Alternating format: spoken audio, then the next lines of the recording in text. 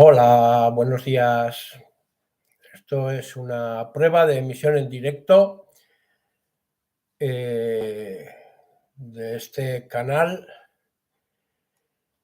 en el que quisiera abrir un canal directo con vosotros para hablar sobre el mundo del transporte tanto de mercancías como de viajeros.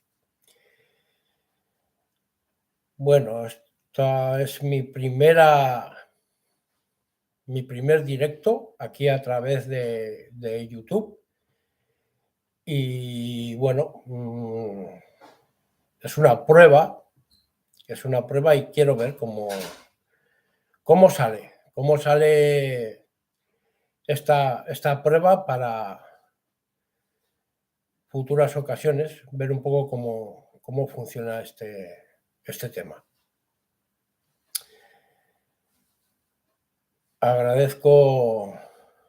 Agradezco a todos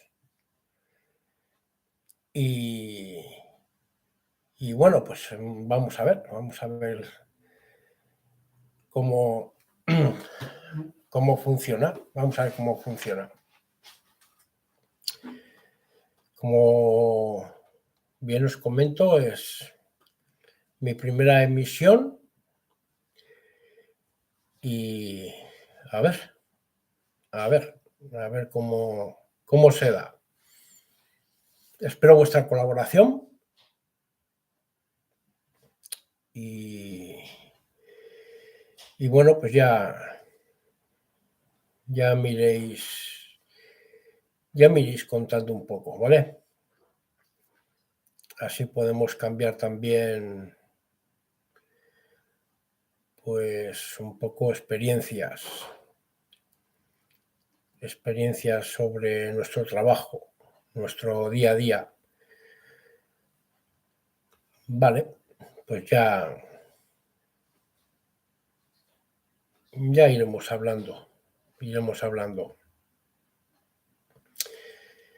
Aprovecho esta primera edición de este directo, pues ya que, como os comento, es una prueba para desearos un feliz año y que este 2023 nos traiga buenos momentos, nos acompañen en nuestras buenas rutas y que lleguemos al fin de este 2023 así como hemos empezado, con buen pie.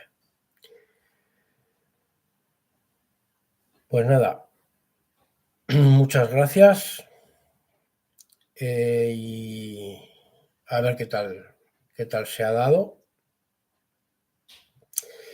esta primera experiencia en directo.